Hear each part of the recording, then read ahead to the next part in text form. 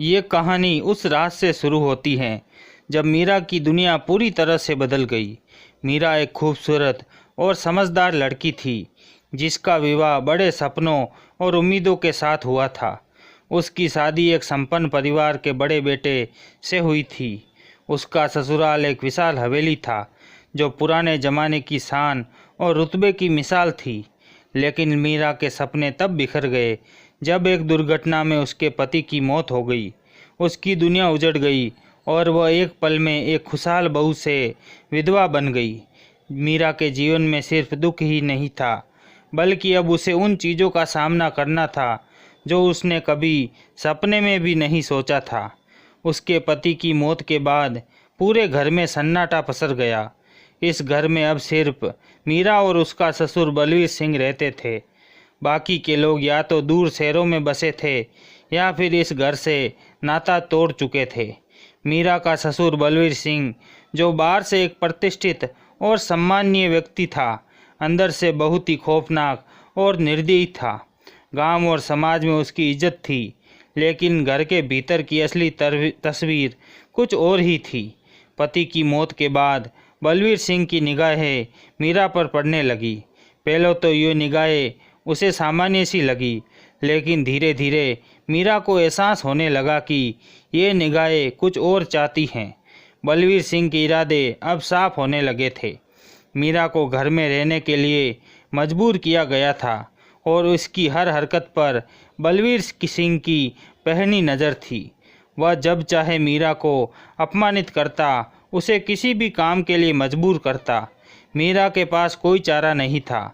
उसे न ही समाज से कोई सहारा मिल सकता था और न ही उसे अपने परिवार से, क्योंकि गांव की परंपराएं और रीति रिवाज उसे बांध चुके थे।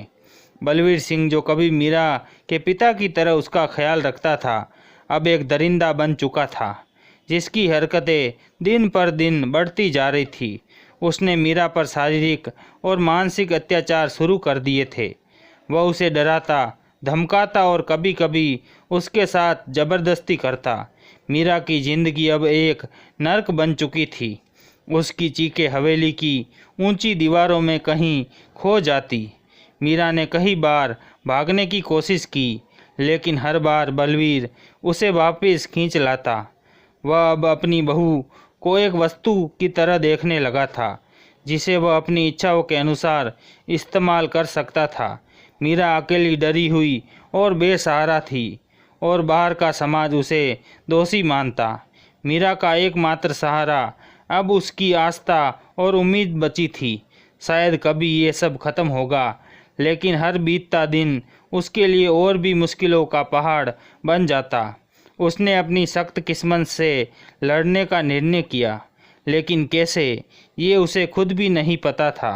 रात का सन्नाटा हवेली की दीवारों से टकराता हुआ और गहरा हो गया था। हवेली की चारों ओर फैले विशाल पेड़ भी जैसे उस अंधेरे में खामोशी का गवाह बन चुके थे। मीरा अपने कमरे में अकेली बैठी थी, लेकिन उसकी आंखों में नींद नहीं थी। उसकी आंखों के नीचे काले घेरे और चेहरे पर उदासी की गहरी लकीरें साफ दिखाई दे रही थी। हर रात उसके लिए एक नई चुनौती होती जब उसे बलवीर सिंह का सामना करना पड़ता। मीरा ने कई बार अपने घरवालों से बात करने की कोशिश की, लेकिन कोई भी उसकी बातों पर विश्वास नहीं करता। गांव में बलवीर सिंह की इतनी इज्जत थी कि लोग उसकी तारीफ करते नहीं थकते। मीरा का दुख और दर्द उसके लिए एक व्यक्तिगत मसला समझा जाता था। लोग उसे समझाते, विधवा हो, अब तो तुम्हें सहना ही पड़ेगा, ये तुम्हारी किस्मत है। ऐसे शब्द उसकी आत्मा को छलनी कर देते थे। बलवीर सिंह का अत्याचार अब हदें पार करने लगा था। वह मीरा को रात को अपने कमरे में बुलाने लगा। उसने मीरा के लिए बहाने ढूंढने शुरू कर दिए थे। मैं तुम्हारे भविष्य के लिए सोच रहा हूँ, वह कहता, तुम्हारे पास कोई नहीं है, मैं तुम्हारा सब कुछ हूँ। मीरा को उसकी बातें जहरीले तीरों की तरह लगती, जो उसे और अंदर तक छलनी कर देती थी। एक रात जब बलवीर सिंह ने फिर से मीरा को अपने कमरे में बुलाया, तब मीरा की सहन शक्ति टूट गई। वह अंदर से घुटन महसूस करने लगी थी। उस रात उसने सोचा कि अब वह और नहीं सहेगी। बलवीर सिंह ने मीरा को अपनी तरफ खींचने की कोशिश की, लेकिन इस बार मीरा ने प्रतिरोध किया। उसने बलवीर को पीछे धकेल दिया और जोर से चिल्लाई, बस बहुत हुआ और नहीं। उसकी चीख हवेली की खामोश दीवारों में गूंज उठी, लेकिन बाहर सुनने वाला कोई नहीं था। बलवीर सिंह को मीरा का ये रूप पहले कभी नहीं दिखा था। उसकी आंखों में गुस्से की लहर दौड़ गई। तू मुझसे लड़ रही है, उसने गरजते हुए कहा। उसने मीरा को धमकी दी कि अगर उसने उसकी बात नहीं मानी तो वह उसे गांव में बदनाम कर देगा। मीरा डर और अपमान में कांपने लगी। उसके पास अब दो ही रास्ते थे, या तो वह इस जुल्म को हमेशा के लिए सहती रहे या फिर उसे अपने लिए कोई नया रास्ता तलाशे। उसने ठान लिया कि वह इस जाल से निकलने की कोशिश करेगी, चाहे उसकी जान ही क्यों ना चली जाए। अगले दिन मीरा ने गांव के कुछ लोगों से बात करने की ठानी, लेकिन गांव के लोग उसकी मदद करने से कतराते थे। एक वृद्ध महिला जो कभी मीरा की सास की सहेली थी, ने उसे चुपचाप समझाया, बेटी ये गांव और हवेली हमेशा ही ऐसे चले हैं। अगर तूने कोई कदम उठाया तो लोग तुझे ही गलत ठहराएंगे। तू अकेली है बेटा, सोच समझकर फैसला लेना। ये सुनकर मीरा की आंखों में आंसू आ गए। वह जानती थी कि उसे इस लड़ाई में अकेले ही उतरना होगा। उसने खुद से वादा किया कि चाहे जो भी हो वह इस अत्याचार का अंत करेगी। अब वह डर के साए से बाहर निकलने का मन बना चुकी थी। मीरा का हृदय अब उस बोझ को और अधिक सहने की स्थिति में नहीं था। बलवीर सिंह के अत्याचार और गांव के लोगों की उदासीनता ने उसकी आत्मा को भीतर तक झकझोर दिया। पिछले कई दिनों से जो डर और असुरक्षा उसने महसूस की थी, अब वह उसके भीतर एक ज्वालामुखी के रूप में फूटने को तैयार थी। उसने ठान लिया था कि अब वह चुप नहीं रहेगी। उस रात मीरा ने अपने आंसू पोंछे और अपनी पूरी ताकत के साथ कुछ साहसिक करने की योजना बनाई। उसका पहला कदम था गांव के प्रमुख मंदिर में जाकर अपनी स्थिति को भगवान के सामने रखना। मीरा ने सोचा, अगर इंसान नहीं सुनेंगे तो भगवान जरूर सुनेंगे। वह आधी रात को चुपचाप अपने कमरे से निकली ताकि बलवीर सिंह को उसकी हरकत का पता ना चले। मंदिर पहुंचकर उसने खुद को देवी माँ के चरणों में गिरा दिया। उसकी आंखों से आंसू की धारा बह निकली। माँ, मेरी मदद करो, मुझे रास्ता दिखाओ, मैं बहुत कमज़ोर महसूस कर रही हूँ। अगर तुम मेरा साथ नहीं दोगी तो मैं कुछ भी नहीं कर पाऊँगी। वह रोते रोते रात देवी के चरणों में बैठी रही। सुबह होते ही जब गांव की औरतें मंदिर में पूजा करने आई, उन्होंने मीरा को इस अवस्था में देखा। लोग चकित थे। गांव की विधवा बहू जो हमेशा चुप रहती थी, आज मंदिर में अकेली बैठी थी। कुछ औरतें उसके पास आई और उसके हालचाल पूछने लगी। मीरा ने अपनी आंखों में छुपे हुए डर को जाहिर करने की कोशिश की, लेकिन उसकी जुबान बंद थी। वह जानती थी कि ये गांव उसी बलवीर सिंह का है और अगर उसने कुछ कहा तो लोग उसकी मदद के बजाय उसे ही दोष देंगे।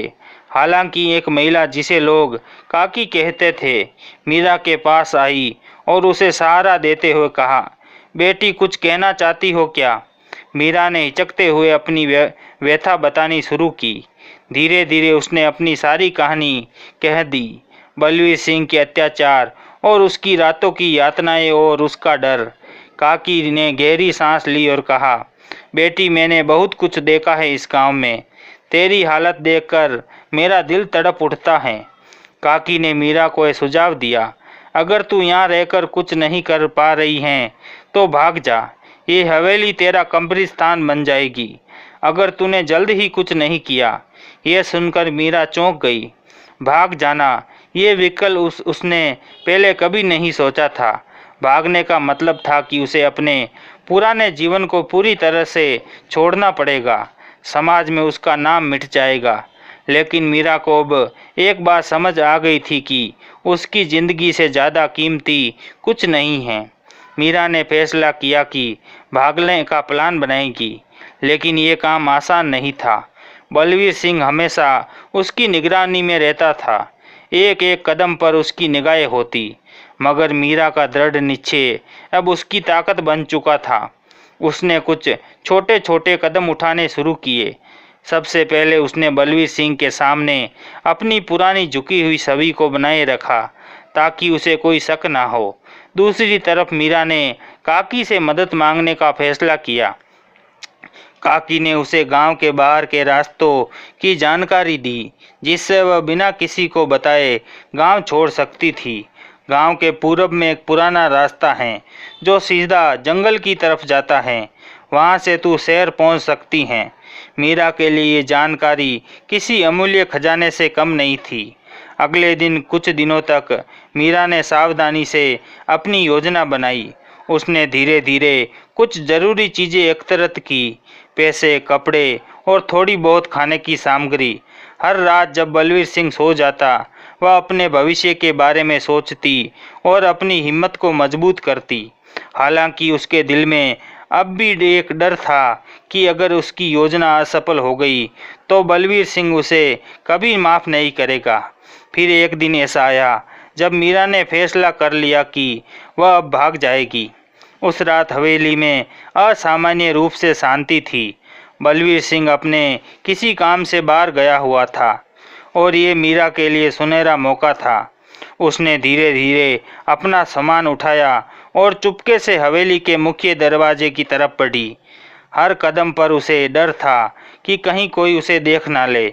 हवेली के गेट के पास पहुंचते ही उसकी सांसें तेज हो गई। वह अपने दिल की धड़कनों को काबू में करने की कोशिश कर रही थी।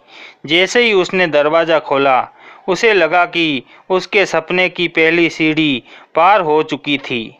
लेकिन जैसे ही वह गेट बाहर से निकली, उसके सामने अचानक बलवीर सिंह आ खड़ा हुआ। वह वापस आ चुका था। उसकी आंखों में गुस्से की ज्वाला थी। कहाँ जा रही हैं? उसने गरजते हुए। मीरा के हाथों से सारा सामान गिर गया। उसकी आंखों में डर और हताश एक साथ उभर आए। मीरा की सांसें अटक गई।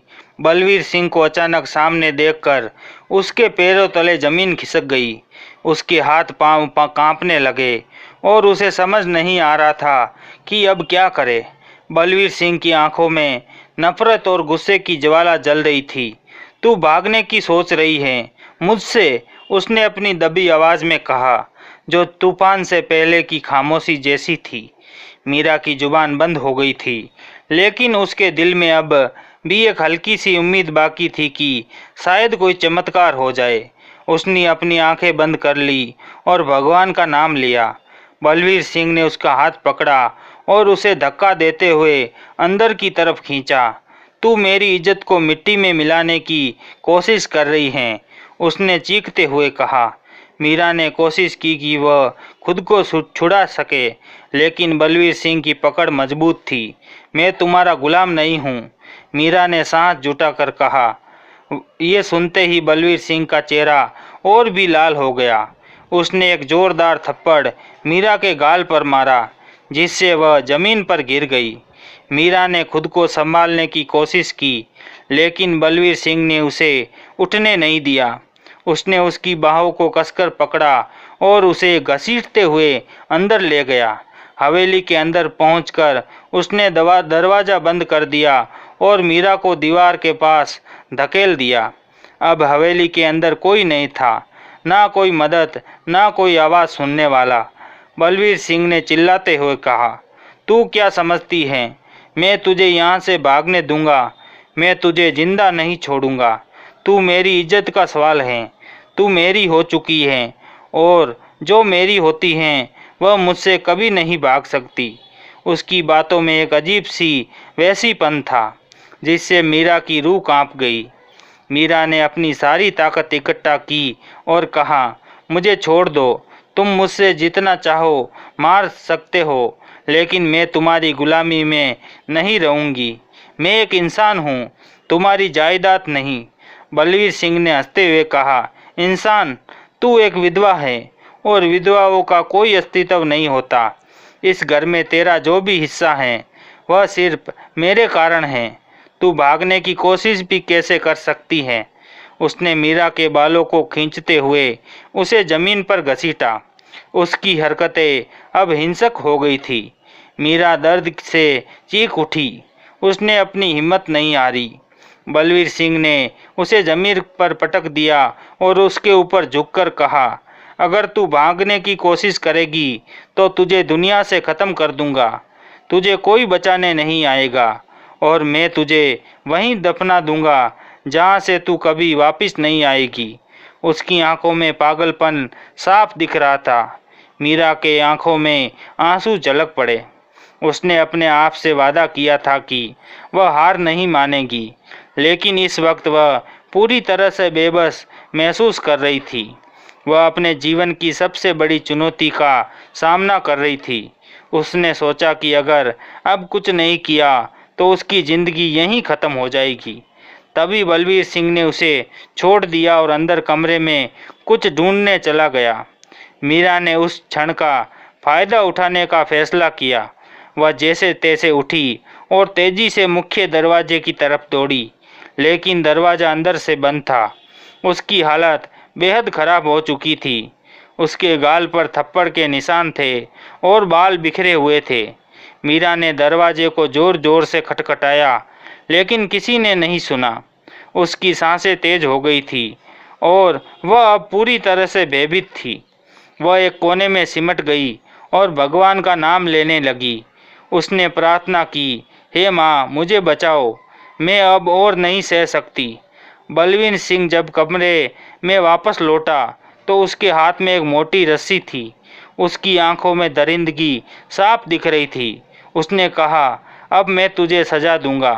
तू मेरे खिलाफ गई, इसका अंजाम भुगतने के लिए तैयार हो जा। उसने मीरा की तरफ बढ़ते हुए रस्सी को कसकर पकड़ा। मीरा के पास अब कोई रास्ता नहीं बचा था। उसने अपनी आंखें बंद कर ली और अपनी आखिरी उम्मीद भगवान पर छोड़ दी। तभी अचानक दरवाजे पर जोरदार दस्तक हुई। बलवीर सिंह चौंक गया। दस्तक इतनी तेज थी कि ऐसा लग रहा था जैसे कोई दरवाज़ा तोड़ने की कोशिश कर रहा है। बलवीर सिंह ने रस्सी फेंक दी और दरवाजे की तरफ बढ़ा। मीरा ने अपने दिल की धड़कनों को महसूस किया, जैसे कोई चमत्कार होने वाला हो। दरवाज़ा खुलते ही सामने गांव के कुछ लोग खड़े थे, जिसमें काकी भी थी। उसके चेहरे पर चिंता और गुस्सा साफ दिख रहा था। काकी ने बलवीर सिंह से कहा, यह क्या हो रहा है? हमें सब पता चल गया है। अब तू मीरा पर और जुल्म नहीं कर पाएगा। हमने पुलिस को भी बुला लिया है। अगर तुझे अपनी इज्जत की परवाह है तो पीछे हट जा। बलवीर सिंह को एक पल के लिए कुछ समझ में नहीं आया। वह हक्का बक्का रह गया। गांव के लोग अब उसके खिलाफ खड़े हो चुके थे। पुलिस के आने की खबर सुनकर बलवीर सिंह के चेहरे का रंग उड़ गया। उसने एक पल के लिए सोचा कि अगर उसने अब कुछ किया तो उसका सारा रुतबा और इज्जत खत्म हो जाएगी। मीरा ने देखा कि ये उसकी आज़ादी की पहली किरण है। काकी ने उसके पास जाकर उसे सहारा दिया और उसे बाहर ले आई। मीरा अब हवेली के अंधेरे से बाहर आ चुकी थी। उसके दिल में एक अजीब सी राहत थी, लेकिन वह अब भी सदमे में थी। काकी ने उसे सहारा देते हुए बाहर निकाला और गांव के कुछ और लोग उसके साथ थे। उनके चेहरों पर चिंता, सहानुभूति और कहीं न कहीं गुस्सा साफ झलक रहा था। हर कोई जानता था कि बलवीर सिंह कितना शक्तिशाली था, लेकिन पहली बार लोग उसके खिलाफ खड़े होने का साहस कर रहे थे। बलवीर सिंह दरवाजे पर खड़ा सब देख रहा था। उसकी आंखों में गुस्से की ज्वाला थी, लेकिन काकी और गांव वालों को देखकर उसे समझ में आ गया था कि अब वह कुछ भी करके अपनी इज्जत नहीं बचा सकता। वह अब चुपचाप खड़ा था, जैसे उसे कोई रास्ता नहीं सूझ रहा था। तभी गांव के बड़े चौधरी और पुलिस के कुछ अधिकारी भी वहां पहुंच गए। पुलिस अधिकारी जो गांव के हालात से पहले से वाकिफ थे, बलवीर सिंह की हवेली के अंदर घुस गए। बलवीर सिंह, तुम्हारे खिलाफ अब ठोस सबूत हैं, तुम्हें गिरफ्तार किया जा रहा है, एक पुलिस अधिकारी ने कहा। बलवीर सिंह पहले चौंका, लेकिन फिर उसने अपनी आदत के अनुसार झूठ बोलने की कोशिश की। ये सब झूठ हैं।